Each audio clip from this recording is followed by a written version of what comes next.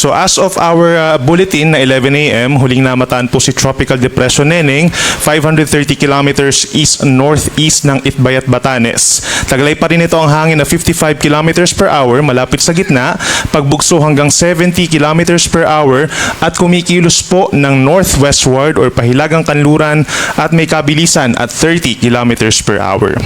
So base po sa ating latest satellite animation, wala namang direktang epekto itong si Tropical Depression sa alinmang panig ng ating bansa at yung mga pag-ulan na ating nararanasan dito po sa may Luzon at western section ng Visayas ay dahil pa rin po dito sa may southwest monsoon or hanging habagat na siyang bahagyang hinihila po nitong si Bagyong Neneng. So kung kahapon po may kababaan itong si Bagyong Neneng or yung low pressure area nasa may silangan po ng Cagayan, kaya yung concentration ng ulan kahapon ay nasa may Mindoro provinces, ngayon din po sa timbog na bahagi ng Calabarzon at yung mga nearby provinces pa dito sa may Palawan and Romblon. Pero ngayon po dahil umaangat na itong si Bagyong Neneng, bahagyang umaangat na rin po yung ating concentration ng mga ulan, which is nakafocus na dito sa may kanlurang parte po ng Central Luzon at yung lalawigan po ng Pangasinan. Doon po malalakas ang mga ulan sa mga sandaling ito.